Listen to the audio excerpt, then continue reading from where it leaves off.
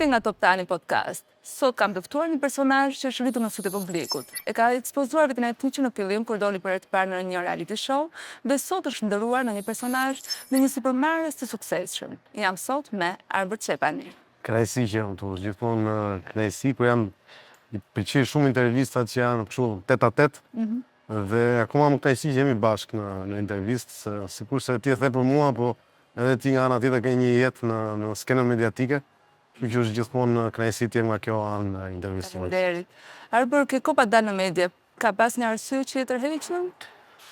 Nuk është se ka një arsye specifike me thënë drejtën, sepse por sa më shumë rritesh në thonjza, në të gjitha dimensionet, aq më shumë i vë një çmim vetes sa i përket kohës. Pra nuk është thjesht për të bërë po dalë jashtë ekranit sepse duhet të jap rëndësi vetes, se zakonisht ndodh dhe kjo që i do një herë personazhet bëjnë kështu si interesant për mos dalë për të bërë më interesant sy te publiku, nuk është as pak kjo gjë. Është thjesht një lloj lufte që është bërë akoma edhe më e egër në raport me kohën. Pra sa më shumë rriten përgjegjësitë, sa më shumë rriten impenjimet, aq më shumë ti duhet të jesh shumë strikt me kohën që ke në dispozicion dhe duhet ta shfrytëzosh për të marrë maksimumin e optimizimit nga koha. Dhe kjo të bën që jo vetëm sa i përket daljes mediatike, por e njëjta gjë është edhe me njerëzit me cilët del kohën e lirë. Më thënë ti filluar të jesh selektiv edhe me njerëzit. Duhet patjetër sepse është prapë hyn tek cënimi i kohës. Pra nëse njerëzit me cilët ti del nuk të japin mbrapsht atë që ti u jep. Të justifikojnë kohën që ti po jep, të japin mbrapsht, kjo nuk është thjesht marrëdhënie interesi, ëh. Besoj është normale ditën e sotme që ti të marrësh diçka. Ajo që mund të marrësh diçka nuk është se mund ta marrin njerëzit thjesht financiarisht duke folur, po ti mund të marrësh mbrapsht dashuri, ti mund të marrësh mbrapsht një lloj mirëqenie mendore, ti mund të marrësh mbrapsht një lloj qetësie, pra patjetër që duhet të japësh dhe do të marrësh, por duhet të jetë gjithkohës marrëdhënia me kohën dhe me çdo gjë që trajton me kohën, duhet të jetë një marrëdhënie të japësh dhe të marrësh diçka. Nëse nuk të jep asgjë dhe është një status quo dhe është thjesht për të kaluar kohën, nuk është e përshtatshme të paktën për mua personalisht, sepse mund ta shfrytëzosh kohën në shumë mënyra për të qenë efektiv dhe s'ka pse ta hedhësh ta bësh benzinë dhe naftë. Ti e pentuar që ke hedhur kohën dëm për njerëz dhe për gjëra të ndryshme? Kam përshtypjen jeta është gjithmonë një lloj të jep disa leksione, disa gjëra vinë që ti të kuptosh ato leksione, disa gjëra vinë që ti të reflektosh me disa gjëra të saktuara. Asnjëri nga ne nuk lind i ditur, asnjëri nga ne nuk lind 100% i efektshëm, çdo gjë është një proces në jetë. E rëndësishme është që nga proceset dhe nga çdo gjë që ne na ndodh, ne të marrim disa leksione dhe të përkthejmë këto leksionet në veprime konkrete në jetën tonë. Një leksion konkret që të marrim gjatë kësaj kohe që po sidomos leksioni më konkret është pikërisht mirë shfrytëzimi i kohës. Dhe kjo vjen edhe si pasojë e një lloj unë e quaj gjithmonë në biznes, kur ti futesh në ca gjëra që ndoshta janë më të mëdha se vetja jote, shumë e rëndësishme gjithmonë në jetë që ne të dalim nga zona e komfortit. Zona e komfortit na mban gjithmonë në një reati të cilën ne në fushën e reatisë njeriu nuk e fut veten dhe trurin në algoritme që të gjejë zgjidhje të reja. Dhe kjo bën që ti të rish në vend numero. Në momentin që ti del nga zona e komfortit dhe fillon dhe eksprovon veten në disa gjëra që duhet patjetër të gjesh një zgjidhje alternative që të dalësh nga ajo situatë, atëherë fillon edhe i jep ca zgjidhje që deri dje nuk ja kishe dhënë edhe vetes edhe kontekstit në të cilën ti jeton. Dhe kjo është leksioni më i madh që më ka dhënë koha dhe raporti me kohën. Që të gjesh gjithmonë alternativa të reja për të qenë më efektiv, dhe kur them efektiv nuk është gjithmonë, domethënë njeriu ka gjithmonë, fakti unë personalisht ka gjithmonë dy lufta paralele. Një luftë paralele është që në jetë të arrish sa më shumë dhe të bësh sa më shumë, po ndërkohë kjo vjen me një kosto shumë të madhe që është kosto e mirëqenies mendore, fizike, shpirtërore, të gjitha me radhë emocionale. Pra ti duhet është gjithkohës një fill shumë i hollë që duhet mbaj një lloj ekuilibri midis asaj të arriturit gjithmonë edhe më shumë dhe gjithë mirëqenies tjetër shpirtërore dhe emocionale. Pra duhet që këto të jenë gjithkohës në paralel dhe duhet të jenë të monitoruara. Asgjë, unë këtë kam kuptuar në vitet time të jetës, që asgjë nuk vjen kollaj në këtë botë. çdo gjë e mirë vjen me një kosto. Dhe duhet të paguash një kosto që është përgjithsisht është gjithmonë një kosto me sakrificë brenda, me dhimbje brenda. Universi ka përshtypjen nuk të jep asnjë gjë mbrapsht, nëse nuk jep një, më e madhe që ke. nëse nuk jep një kurban. Si është kurbani që ke bërë ti? Kurbani, Ku je sot? kurbani im i përditshëm është pikërisht sakrifikimi i shumë gjërave që në normalitet njerëzit do donin të bënin. Në normalitet do doja të kisha ndoshta shpesh një jetë edhe më të kollajt, më të qetë, më bazike në thonjza, pra shpeshherë ne përtojmë të bëjmë diçka ose çohemi një mëngjes, koha s'është e mirë dhe themi sot nuk ndihem për të bërë këtë gjë. Kurbani i përditshëm që unë bëj është disiplina me veten. Dhe është një proces dhe një punë e përditshme. Pra, për ditë ti nuk do ta bësh një diçka, por duhet ta bësh sepse nëse nuk e bën, ty të cënohet gjithçka që ti ke programuar deri në atë moment, gjithçka që ti ke punuar deri në atë moment, çdo investim që ti ke bërë shpirtëror, financiar, material që ti ke bërë në atë moment, nëse ti nuk ke një disiplinë të vazhdueshme që ta bësh edhe kur nuk do, atëherë patjetër që nuk do kesh rezultat pozitiv në fund. Dhe kjo është një lloj kurbani të përditshëm që ti bën me veten. Ti patjetër që duhet të lëshosh diçka diku që të marrësh diçka është sikur shkon palestër, pra nuk zgjohesh dot një verë dhe të kesh trupin e mirë dhe të thuash më pa Zoti dhe fati këtë verë, nuk ekziston ajo gjë. Dhe shkosh atje i lodhur pa lodhur, do shkosh në palestër në mënyrë sistematike dhe kur s'ke qef, dhe kur s'do, dhe kur s'ndihesh mirë, dhe kur s'ndihesh i fortë, do të shkosh ta bësh këtë gjë. Kështu është dhe jeta e përditshme, kështu është dhe jeta, përveç se jeta profesionale po që nëse ti nuk jep në mënyrë të përditshme nga vetja jote dhe atëherë kur nuk je në top formën tënde, kështu është në fakt edhe me marrëdhëniet me njerëzit, kështu është edhe në fakt me marrëdhëniet emocionale. Pra ti duhet bësh kompromise, duhet t'i japësh, duhet të dhurosh që të marrësh diçka mbrapsht. Dhe dhurimi ndonjëherë vjen dhe me pasojë patjetër, se mund të dhurosh dhe të mos marrësh mbrapsht. Mund mos marrësh mbrapsht, por ti ke dhuruar dhe nuk e marr? Po patjetër, gjithë na ka rastisur që të dhurojmë shumë dhe mos marrim gjë, ose mos marrim gjë dhe na kanë dhuruar më shumë, pra jeta njerëzore është gjithmonë është një raport bilance, është një raport peshore që gjithmonë ka për të qenë kështu, ka për të qenë gjithmonë më ulje ngritje, pra ka gjithmonë një se dalë nga një se unë po ndjek bisedën tonë. Se po bëjmë ping-pong kështu nga një gjë te një gjë tjetër, po ajo shpreha në raporte emocionale, ajo shpreha që të tjerë na duan, të tjerë duan dhe me të tjerë përfundojmë, për mua është shumë reale. Për shembull, kjo edhe në raport qoftë me raport emocional dashuror, qoftë me raport me miqe, me gjëra, pra gjithmonë njeriu ka një tendencë natyrore për dashur atë që nuk ka. Dhe ndonjëherë duam dikë dhe idealizojmë thjesht sepse nuk e kemi, dhe jemi të verbër për të parë dikë tjetër që ndoshta po na dhuron shumë më shumë dhe kemi aty dhe thjesht mendojmë se e kemi në xhep dhe nuk e shikojmë dhe nuk e vlerësojmë ashtu siç duhet. Prap njeriu është një proces që duhet punojë shumë me veten për të qenë shumë i drejtë me veten rreth parë dhe pastaj me të tjerët që rrethojnë, që të vlerësojë në kohë atë që ka rreth e përqark. Them kohë sepse nga pas kur ti kupton që ai që i ke dhënë s'të ka dhënë dhe ai që ke pas afër të ka dhënë, por tani nuk e ke më, është tepër vonë për të bërë statistika pozitive, pra duhet të jemi aq të aftë dhe emocionalisht me mend në kokë, le të themi, që të bëjmë zgjedhjet e duhura për aq kohë sa është tigani i nxehtë. Se më pas pasaj ndryshojnë gjërat, lëvizin gjërat, ndryshojnë në gjithë ato nivelet emocionale, që duhet të jetë njeriu si për këtë dhe për shumë gjëra të tjera duhet të jesh gjithkohës shumë i bilancuar me mendimet që ke me veten dhe se si vepron me veten tënde. Në këtë moment je vetëm në jetën tënde?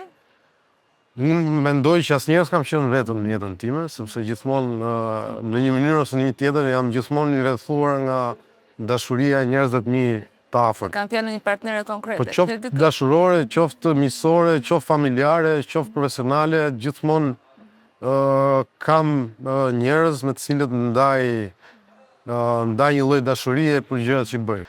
Bëhet ndonjëherë dashuria standarde ajo që njohim në raportin mashkull-femër, aty pastaj fillojnë lëvizin aty janë të gjithë të dhënat janë me shumë altibassi, si thonë italianët, shumë të forta se sa normalisht.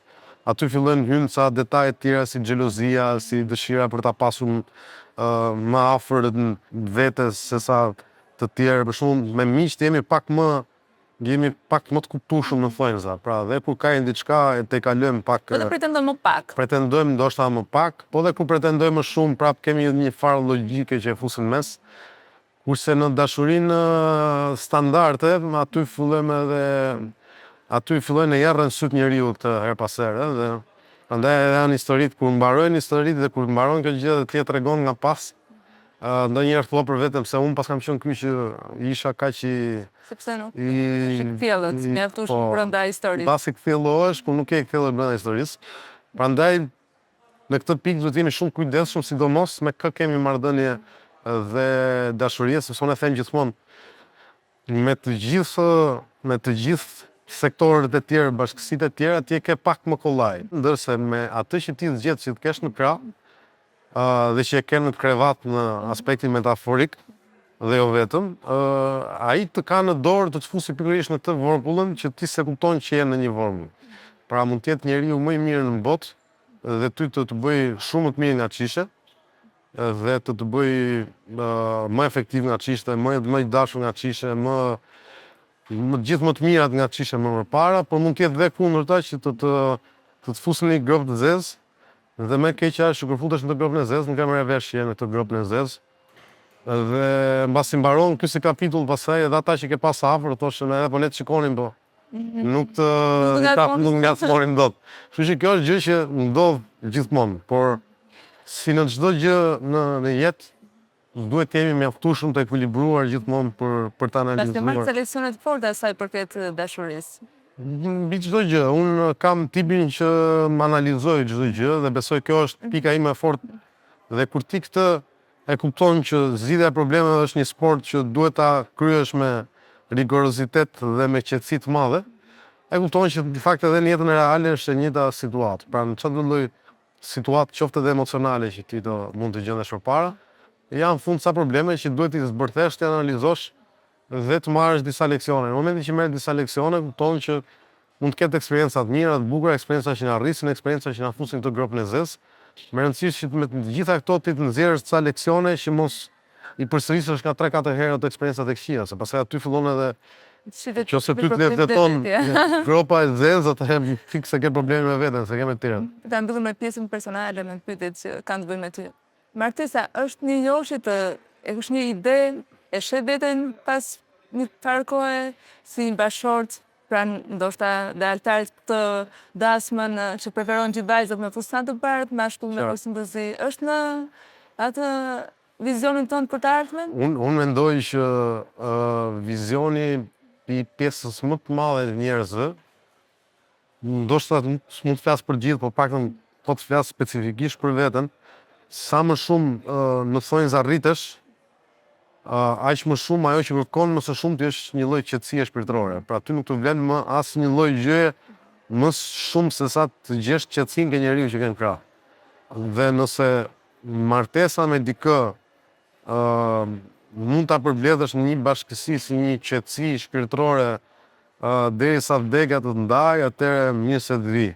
Nëse martesa është një rrethim që të cënojnë pikërisht qetësinë, atëherë larg qofsh. Por besoj se gjitha kjo pra relative varet nga personi që do kesh fatin të kesh në krah. Nëse ai personi të jetë tembullin e qetësisë, atëherë patjetër që edhe martesa me vetë është një hap që të arrish drejt këtij tembulli qetësie dhe është shumë e bukur gjitha ajo pjesa ceremoniale që folëm. Por nëse do ta bësh thjesht për ta bërë, sepse kështu ndodh se kështu janë dogmat sociale dhe ti duhet martohesh patjetër dhe martohesh me dikë që përveç se jeton një ferr në ditën e përditshme me gjithë punët që ke gjatë gjithë ditës, të shkosh në shtëpi dhe të vazhdosh ferrin dhe tensionin në shtëpi, atëherë më mirë je vetëm se sa në lidhje të vazhdueshme me dikë. Dubai është një lokacion që ka dhe kuptim negativ për shumë histori që lexojmë edhe dëgjojmë. Për ty është një destinacion i ri, përmbajtje, më tregon më shumë për këto udhëtimet e tua dhe çfarë tip konkretisht po bën aty. Kemi disa vite në fakt që po punojmë me Dubajin. Unë herën e parë që shkova në Dubaj, kam vajtur me shumë paragjykime. Ishte një vend që më dukeshte shumë fake, një copy-paste i botës oksidentale, që përveç këtyre kopjeve këllëthonjës atë shumëtuar nuk prodhonte asnjë gjë tjetër. Por kur kam shkelur, si çdo gjë që është paragjykuese dhe është negative tek vetja ku paragjykon diçka pa e parë dhe pa e njohur. Në momentin e parë që kam shkelur në Emirate, në Dubai, kam kuptuar që ti mund të kesh bërë shumë biznese në jetë, por nuk e parë asgjë për aq kohë sa nuk e qenë aty. Të gjithë bizneset e botës, të gjithë njerëzit më të ndritur të botës në fushën e sipërmarrjes dhe jo vetëm, i kenë në atë hap social dhe sipërmarrës të Emirateve në Dubai.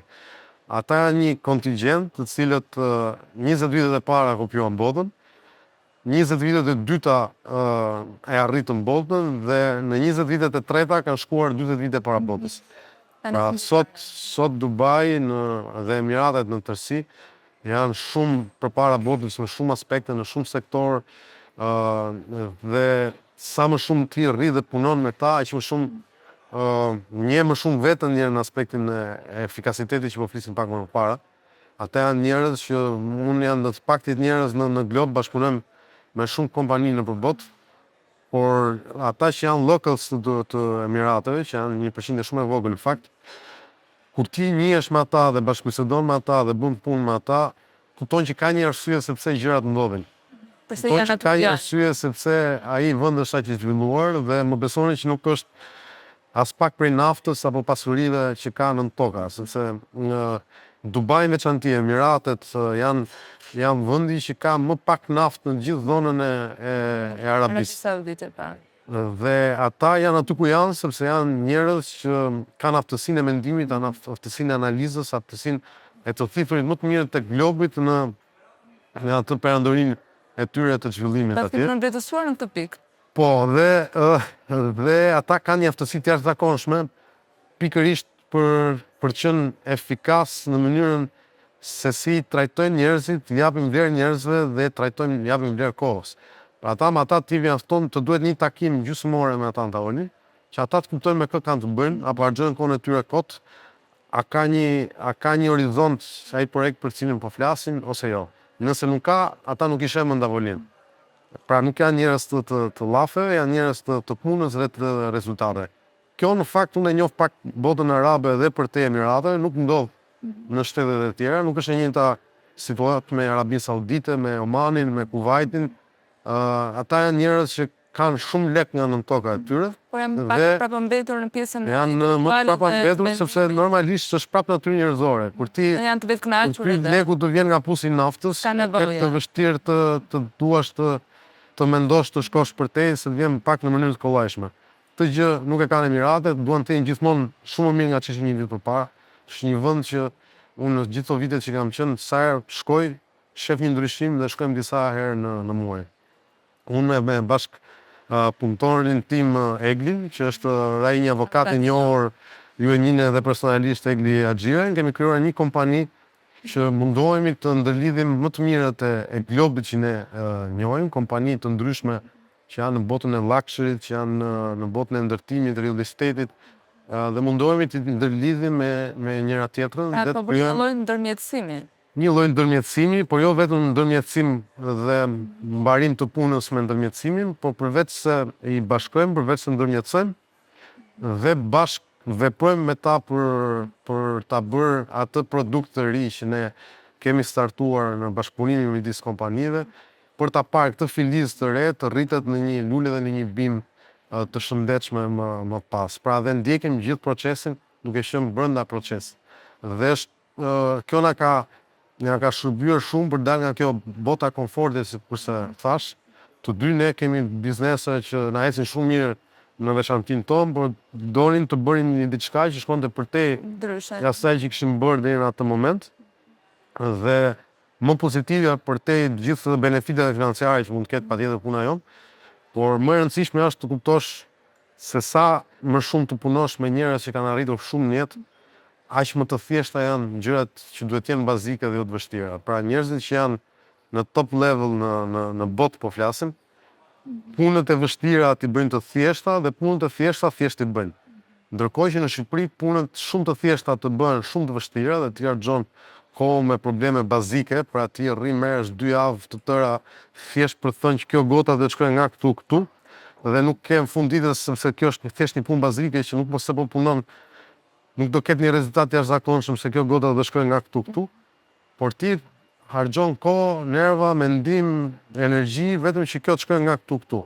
Ata janë në gjeneratat e dyta, të treta, të katërta që kanë kuptuar vlerën e kohës dhe nuk kanë as nerva dhe as dëshirë që të merren me idiotësira dhe me vogëlësira. Në Shqipëri sot është fakt që lekët qarkullojnë, por akoma nuk dim se si ti kanalizojmë si duhen këto financa që qarkullojnë në Shqipëri.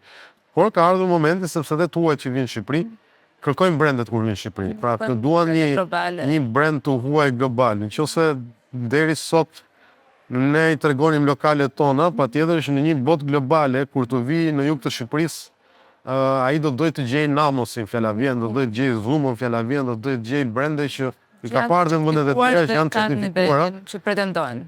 Dhe është ky hap që ne do na bëjë që ne të thithim dhe turistë të një kategorie tjetër. Ose gjithmonë në biznes është besueshmëria. Kompania jonë quhet Fides, që nga latinishtja është trust, është besueshmëri, është besim.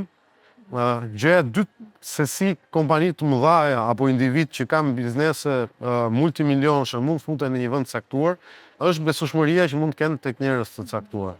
Pa dhe ne vetë kur merremi me investimet që kemi bërë në biznes, nëse përpara disa vitesh, unë për shembull personalisht mendoja si të gjej lekë të bëj investimin për një lokal të ri, sot është kthyer komplet në invers, pra nuk kam më hallin si të gjej lekët për të investuar në një lokal të ri apo në një hotel të ri, po gjëja e parë që shikoj është a kam një njeri të besuar për të investuar në këtë biznes caktuar, në këtë hotel apo në këtë lokal. Nëse nuk e kam atë njeriu e besuar, unë nuk e bëj fare investimin për atë biznes.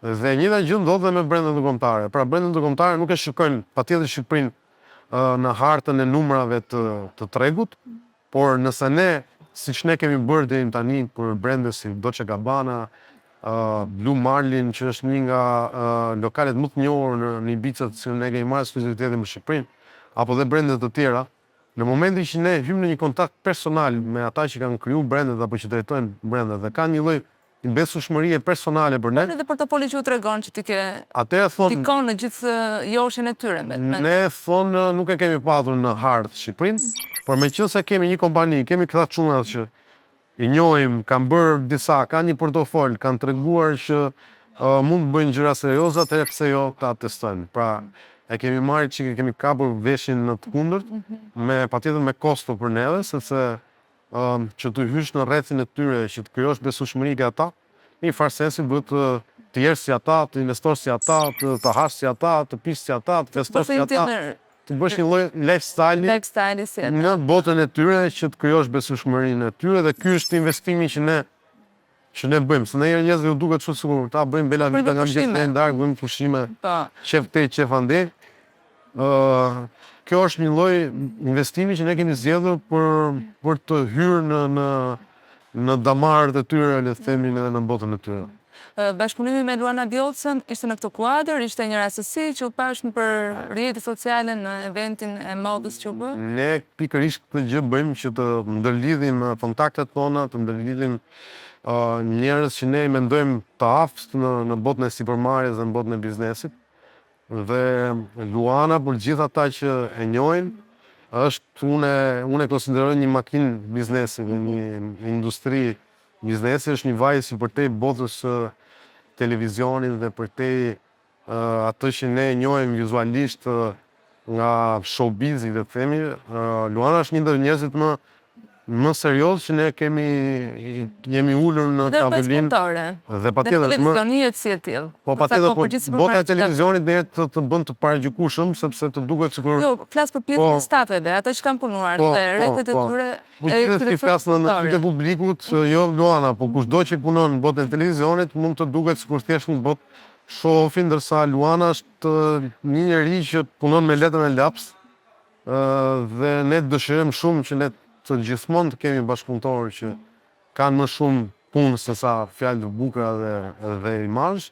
Dhe Luana është një ndër to që në momentin që ulesh në tavolinë 2+2 bën 4, ku ndajmë gjëra dhe punët i merr përsipër me shumë seriozitet dhe kjo na ka bërë që të bashkëpunojmë në shumë aspekte, sikurse edhe në Dubai. Ne mendojmë që Luana me seriozitetin e saj në punë dhe patjetër me imazhin e saj, Luana mund të shesi botërisht paralelisht me kompaninë e saj Lulu dhe me imazhin e saj si një vajzë e botës së spektaklit. Pra është një vajzë që ka të dyja këto asete dhe pse jo, sikurse thash, ne me fitness, përveç se marrim kompani nga jashtë dhe themi një farë lloj ambasadori të Shqipërisë në botën e biznesit, por t'u mbushur mendjen më thonë za brendeve tuaja ndërkombëtare që të vinë të shikojnë Shqipërinë si opsion.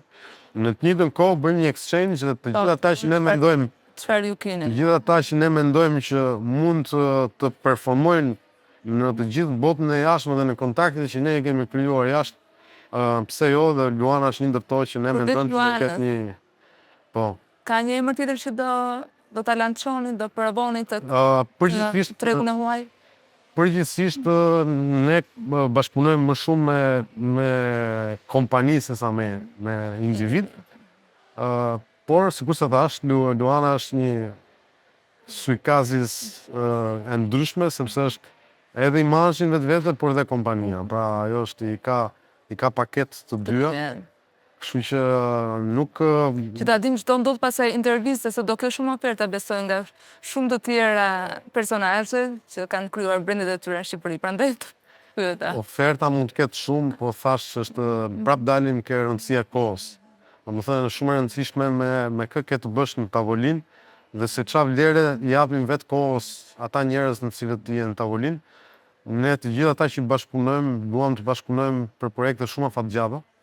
Pra nuk është mohabeti se vjen bën një lëvizje dhe bën një show diku dhe mbaron punë. Nëse nuk shohim një vizion afatgjat në punët që bëjmë, nuk i futemi fare, sepse të mos i futesh punëve afatgjata do thotë që ajo koha që ti të shpenzon për një diçka që mbas një javë, një muaj, një viti nuk do jetë më mirë e shpenzon në një diçka që është projekt më afatgjat dhe të justifikon kohën që ti ke hedhur në atë projekt, sesa siç thotë edhe kryeministri jonë, të bësh atë formatin KÇK dhe pastaj në fund s'ka pasgjë. Kështu që është shumë e rëndësishme që në biznes duke vënë besueshmërinë të parën që ne kemi nocionin kryesor, të hecet përpara me një lloj më mirë të ecësh avash me hapa më të ngadalë, por të sigurt të dim ku po shkojmë, sesa gjithmonë kemi këtë tendencën për të bërë gjëra të mëdha dhe për të mos bërë asgjë në fund. Unë bashkëpunoj me mira njerëz në vit, sidomos në Shqipëri, dhe ajo që kuptoj më së shumti sidomos nga të rinjtë Shqipëri, por jo vetëm nga të rinjtë, është që të gjithë presin të bëjnë atë kolpun e madhe në jetë. E ndërkohë rinjtë bëjnë asgjë. Domethënë dhe kalon jeta 20-70 vjeç dhe si sa bëjmë atë kolpun, rinjtë flasin çuan dhe lagjes me njëri tjetrin. Po që nuk punojnë, nuk bën asnjë për të arritur. Është shumë e rëndësishme dhe meqense kemi gjithmonë mundësinë nëpërmjet media të japim edhe mesazhe, është shumë e rëndësishme të bësh maksimumin e gjërave që të ndodhen në atë moment. Asnjëherë ne nuk do bëjmë dot, edhe unë kam në mendje për të bërë 5 milion gjëra në kokën time dhe të bashkëpunojmë me më të mirë të botës. Po derisa të arrish ajo gjë, ti ndërkohë do të bësh ato që kanë mundësi të bësh. Një ditë do bësh ato ndoshta që ke pasur në mendje. Po ajo që kanë mendje është gjithkohës një evolucion, është gjithkohës një proces, pra deri dje kjo që po bëjmë sot për mua ishte një ëndër ndoshta dhe pamundur po. Dhe pamundur. Sot po e bëj dhe kam disa ëndra më të mëdha, pra është gjithkohës një proces, nuk mbaron ndonjëherë ajo dëshira për të bërë atë gjën e madhe. Por shumë e rëndësishme që ndërkohë ti të bësh atë që ke në dorë për të bërë, dhe të bësh maksimumin me mjetet në të cilat ty ndodhen. Nuk mund të rrish gjithmonë me idealin që se bëjmë këtë gjë se do bëj një gjë tjetër më të madhe, ndërkohë s'bën asgjë. Kjo është edhe me punën që bëjnë, një pjesë e madhe e punëve që bëjmë në shqiptarët, bëjmë pa qef. Domethënë i ketë gjithë me si të mërzit nga jeta, si me nerva me jetën. Si janë entuziast, se janë të gjithë me këtë mendje se duke qenë se nga mëngjesi deri në darkë flitet për për ministra që vjen dhe bëhen milionerë, për Edhe kjo njerëz që pasojnë lek të bëhen milionerë. Dhe ai thot, ti mund t'japësh dhe rrok 5.000 euro në muaj atje, dhe ai thot çfarë do bëjmë me 5.000 euro? Ai John hap lajmin dhe shef bëri këtë tenderin për 20 milionë euro. Domethënë shembull John shokët që dalin me makina 200.000 euro, mori shtëpi në X vend 2 milionë euro, pra zhvlerësohet leku dhe duke zhvlerësuar leku zhvlerësohet dhe puna. Dhe nuk vlerëson më asnjë gjë, dhe i duket një angari që duke puna që ai është duke bërë, sepse kanë menin atë çunin e lagjes që ka thënë. Fundimin para. Po dhe kam ajo që ne shohim edhe ky show-off i njerëzve që i bëjnë këtë show-offin e lekëve, në fund ditës është një show-off shumë i brisht. Edhe ata që merren me punë pista dhe ata kokën torbe kanë, se në fund ditës ka një kosto shumë të madhe. Pra sot të veri shef që hapin shishe shampanje, verë thjesht që shef më, se kështë di ku kam përfunduar. Po ndërkohë ti merr si shembull atë që shef, edhe ajo që shef nuk është në fakt produkti real edhe afatgjat. Duhet me punu me shumë përgjegjësi dhe me shumë thjeshtësi, me ato që të gjendet dhe mbi të gjitha duhet mos e gjykojmë gjithmonë jetën varur nga një kolpo fati që do kemi dikur. Jetën duhet varemi gjithmonë nga puna jone e përditshme dhe nga çfarë hedhim ne për të marrë mbrapsht diçka. Në fakt, Albert i ke qenë vizionar edhe me punë i ke arritur dhe ke treguar se si mund të arrijes. Kur nisi komiteti, ishte vetëm një lokal, sot sa janë, i është shpërndar në gjithë Shqipërinë. Veçanërisht nga jugu. Ajo që thash pak më përpara, domethënë kur ti starton, kur ti nis, pjesa kryesore që ty të ngop ditën është ajo ëndra madhe për të arritur, për të bërë. Dhe patjetër vitet kanë kaluar dhe unë e kalova është kështu si është një lloj grafiku. Në një pikë saktuar ti do vetëm të bësh, vetëm të shtosh, vetëm të bësh. Dhe kjo patjetër që në shpjesë e procesit, sepse po nuk pate këtë grind, nuk arrin dot të mësosh nga gabimet e tua. Sot ne në numra kompania që është mëmet, gjithë kompania që është komiteti, që është Stombit, që është Lule Apartments, që është Monum Boutique Hotel, pra një seri kompanish brenda kësaj ombrelle. Patjetër që janë shumë, po mua sot nuk më bën përshtypje as të promovoj të them që janë shumë. Pra mund të jemi mbi 15 biznese si familje biznese dhe të nëndara në biznese të tjera brenda kësaj kompanie më.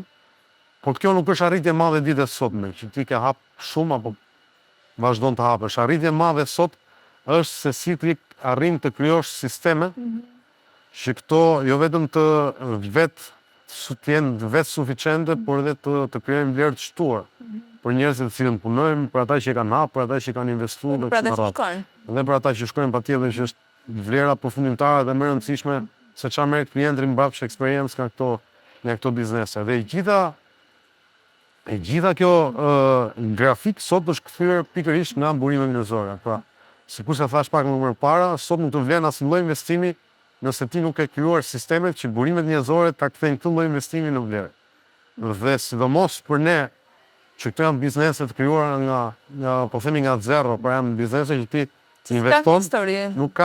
investon dhe do të marrësh mbrapsht diçka nga ky investim që ti ke bërë.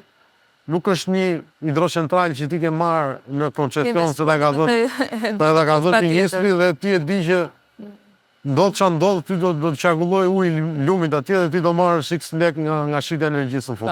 Këto janë standarde bizneses që nëse ti nuk jep, klienti nuk jep. Pra nuk është se ti e hape biznesin dhe tani shpëtohesh nga biznesin dhe këto janë biznese që nëse ti nuk mban standardin e duhur, nuk mban sistemet e duhura, nuk mban shqitin eksperiencës në standardin e dur, ty jo vetëm që nuk fiton nga një biznes, por të kthehet në një minus dhe një kosto të përmuajshme. Pra është një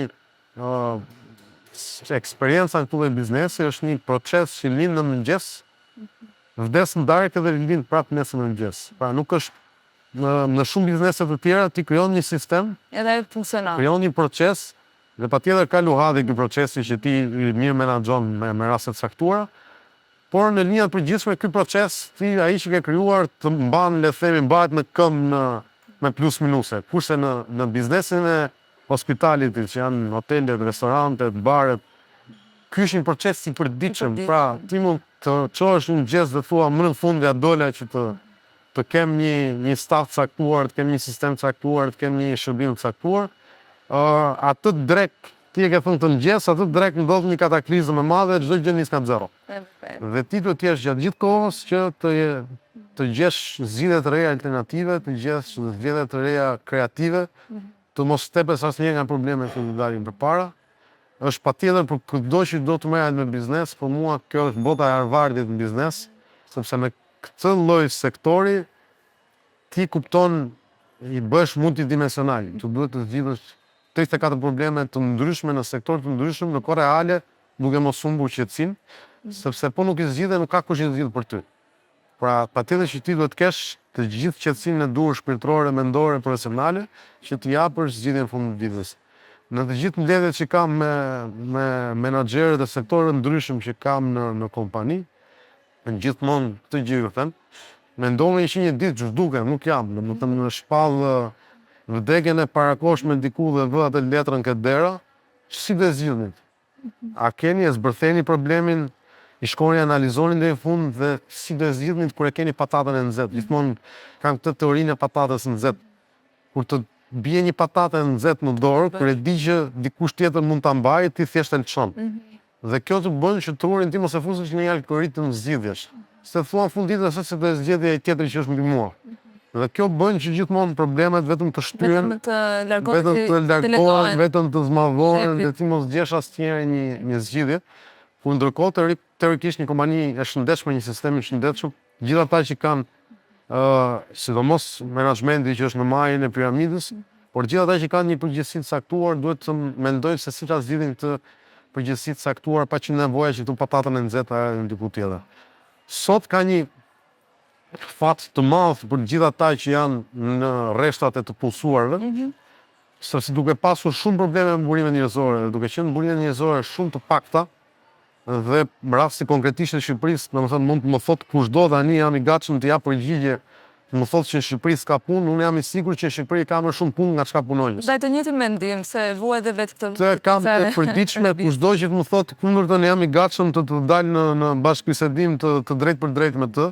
Sot ka më shumë punë dhe oferta pune nga çka punonjës. Dhe kjo e bën që një njeri që do të punojë pak më shumë, që do të bëj pak më shumë nga norma, ai të dalë direkt në raport me qindra dhe mijëra të tjerë. Të ardhura është shumë e madhe. Shumë e madhe sepse thjesht është më e madhe. Thjesht gjërat. Sepse ata që nuk ka qenë njëjta situatë para 20 vitesh, para 30 vitesh, jo vetëm në Shqipëri, po kudo. Pra para 20 vitesh, 30 vitesh, ti kishin një vend pune, duhet ta mbaje, duhet bëje punën bazike të përgjithshme. Jo vetëm se po mos e bëje ti ishte nga puna dhe ti kishe vështirë që një punë tjetër. Sot punën ti ke kudo. Thjesht ajo që ti duhet bësh, nuk do të biesh në të reatin, me që e kam punën kudo, dhe atëherë unë zbëjas ato 5 përgjegjësi që kam.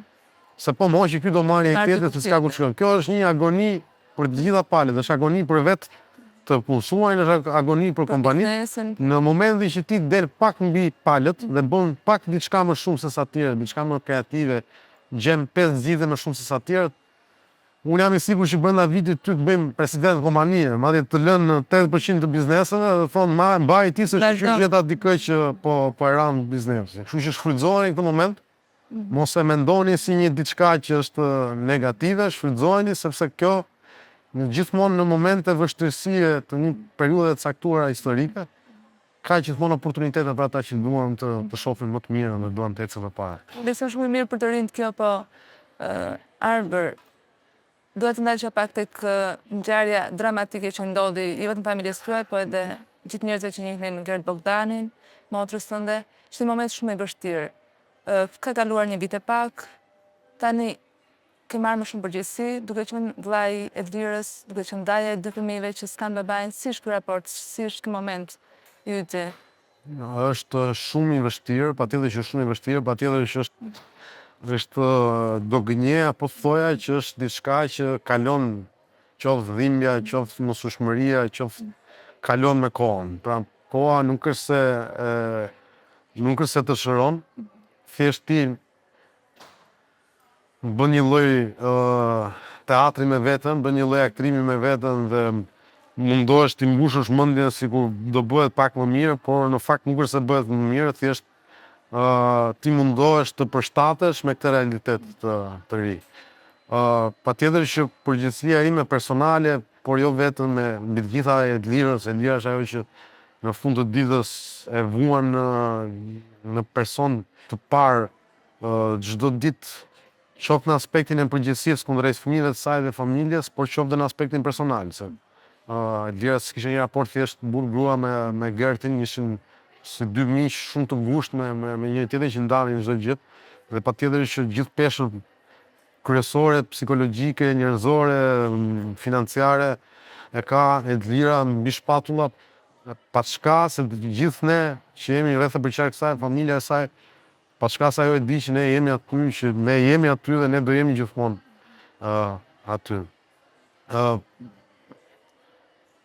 Thjesht jetës nuk e zgjedh dot ti se ç'a të ndodh në jetë, nuk ke ti aftësinë për të pranuar ose mos pranuar disa dallë që jeta ti të godet me këto dallë. Ja vetmja gjë që ne kemi në dorë të bëjmë është që faktin e kryer në cilën gjendemi të bëjmë çmos, që të zbusim këtë dallë të fortë dhe të mundohemi të ecim përpara, pavarësisht se çdo dhimbje që ajo dallë na ka dhënë, ne do ta mbajmë gjithkohës me vete. Pra është një kompromis që ti bën me veten. Asnjëherë nuk dëshirohesh nga ky kompromis dhe nga kjo dallje e fortë, por për shumë arsye duhet ta tejkalosh dallgën për sidomos në rastin specifik për fëmijët, për gjithë trashëgiminë që Gerti ka lënë pas në rastin konkret. Ke ti një kujtim, një pengë, një arsye domethënë që do duhet ja thosh se diçka që të ka humbur nga koha që ke qenë me të. Të gjithë ne kemi gjithmonë pengje me njerëzit që nuk i kemi më pranë, dhe ndarja e parakohshme nga jeta e njerëzve që ne kemi pranë dhe kur i ndodh të tjerëve, mendon se s'do ndodhi asnjëherë ty. Kur të ndodh ty, kupton se sa e brisht është e gjithë jeta jonë, se sa i brisht është gjithë ekosistemi ku ne jetojmë, dhe se sa të kota na duken gjithë problemet që ne krijojmë artificialisht vetes shpeshherë. Dhe patjetër që në çdo lloj situate gjithmonë ne kemi brengje se si mund t'i bënin disa gjëra më mirë, se si mund të ishim më afër, se si mund të sillesh ndryshe. Dhe patjetër që kjo është pjesë e natyrës njerëzore, po kur ndodhin këto fatkeqësi, ajo çka lëm pas edhe pikërisht të mesazh. Që ata që i kemi akoma afër të mos i marrim për të qenë, që i kemi afër të mos na duket si pjesë normale e procesit kur do i kemi gjithmonë atje, por t'i vlerësojmë ato sekonda që jemi me ata, ato minuta që jemi me ata, ato ditë, javë, muaj, vite që jemi me ata, t'i vlerësojmë maksimalisht dhe të mundohemi të jemi sa më të dashur, pse jo sa më të qetë ndonjëherë nervikosemi për gjëra idiote, dhe mbasi jemi nervikosur për gjëra idiote me njerëz që ne i kemi afër, që i duam, që na duan, që e dim që na duan, që e dim që i duam. Ku mendon pak ftoft thua, po për çfarë bëra? Tani mund mos jem unë më mbas një ore, mund mos jetë ai, në të ngelen gjithmonë këto pengje. Që shumë e rëndësishme, ne nuk e kemi në dorë se çfarë fati ka shkruar ai i madh i lartë për neve, dhe këtë s'kemi se si ta kemi në dorë, por kemi në dorë që me njerëzit që kemi afër të tregojmë gjithmonë të mirë kundrejt një tjetrit, të dashur kundrejt një tjetrit, ta vlerësojmë kohën me një tjetrin. Këtë kemi në dorë ta bëjmë dhe këtë duhet ta bëjmë. Dhe ky është një mesazh për gjithë ata që kanë fatin të kenë afër njerëzit e dashur. Mbajini dhe shtrëngojeni sa i keni, sepse nuk e dim asnjëherë kur do jetë ai momenti i fundit që do kemi mundësinë të shtrëngojmë dhe të kemi afër. Do ta mbyll me një atmosferë më pozitive. Intervista ishte frymëzuese dhe gjithë ato shembuj që tregove besoj që do blejnë edhe për të rinj që aspirojnë këtë fushë, veçanërisht biznesin. Po dua të më japësh një projekcion të vetes pas 10-15 vitesh. Ku e shef pasi të jetë zhvilluar dhe ky bashkëpunim që bën tashmë në Dubai, dhe të themi se do mbaroj dhe kjo iniciativë dhe do finalizohet. Ku e shef ti, ç'do do ndodh? Njeriu sa më shumë sukses ka dhe sa më shumë arrin ato çka e ka vënë vetes, aq më shumë do të kthehet ke bazika e tij, tek bërthama e tij, aq më shumë do të kthehet ke çka ka dashur ku ka qenë fëmijë. Pra ne rritemi në një sprint madh për të arritur gjëra që i donim kur ishim fëmijë dhe kur i arrim ato duam të kthehemi pikërisht tek ëndrat që kishim kur ishim fëmijë. Dhe ëndrat që unë kisha që kur isha fëmijë është isha në një fshat dhe të jetoja me lop, me viça, me pula, me jetën e natyrës edhe me me gjithë qetësinë që na jep natyra dhe shpresoj shumë që kur të kem arrit shumë gjëra që i kam në mendje për të arritur, të rikthehem prapë ke bazika ime, ke natyra, ke gjërat e thjeshta dhe po them një tip barcalete që është shumë një anekdot popullore që është shumë e veçantë dhe ma kanë thënë edhe më ka bërë shumë përshtypje. Ishin dy peshkatarë, domethënë një peshkatar dhe dikush që po kalonte me një që po peshkonte. Dhe ky që kalonte ishte një multimilioner që i kishte të gjitha. Dhe kalonte shef një peshkatar që po peshkonte dhe i thotë shumë mirë, thotë sa peshk e kap sot? 2. I thotë po pse s'merr një grep më të madh thotë edhe të kapësh nga 2 të kapësh 3 kadër. Okej thotë e mora thotë. Po pastaj thotë kur kap 3 kadër mund të marrësh një rrjedh thotë të kapësh me kile. Okej thotë po pastaj çfarë ndodh? Po kur kap me kile thotë zonë e sheta të peshkut thotë edhe më ndesh një anije thotë edhe mbas ke ler anije thotë mund të dalësh thotë të kryesh kompaninë tënde. Po pastaj thotë do kesh lek thotë edhe kur të kesh lek thotë mund të bësh shumë gjëra thotë edhe po çfarë do të bësh thotë. Patjetër thotë ky që kishte lek do kesh shumë stres thotë po kur ke lek thotë në momentin që do kesh lek mund t'i lësh një anë të stresë dhe vish prapë të peshkosh këtu ku je. Edhe ky thotë po ja edhe po ti bëj të gjitha këto që thua ti në fund të ditës do vi prapë te ky grek me peshk. Po i bëj pas stres këtë. Kështu një njeriu gjithmonë lufton, sikur se thash në fillim, për atë që nuk ka dhe lufton gjithmonë për të kapur një objektiv dhe ky sprinti mund të shkojë deri në ditët e fundit të jetës.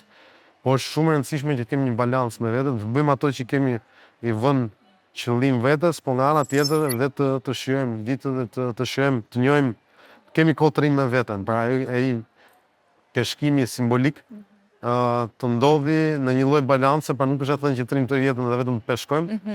Po pse jo që dhe të bëjmë atë që kemi për të bëjmë. Peshkon edhe të kemi kohë të rrimë me veten. Kështu që për të përgjigjur pyetjes tënde, besoj që është shumë e rëndësishme që mos humbasim kontaktin me rrënjët tona dhe rrënjët tona janë gjithmonë nga natyra. Nga natyra vim, në natyrë do shkojmë, sa më shumë humbasim kontaktin me natyrën, aq më shumë humbasim kontaktin me veten mendoj. Arbu, faleminderit për gjithë të bisedë, për gjithë këto këshilla dhe gjithë të eksperiencë që ndave me ne. Ishte kënaqësi. Besoj që je një shembull për shumë të rinj edhe uroj që si puna jote të ketë plot të tjerë që të vazhdojnë rrugën jo vetëm në biznes, po edhe në fusha të tjera. Faleminderit që na ndoqët edhe mirë takofshim në takimin tonë të ardhshëm.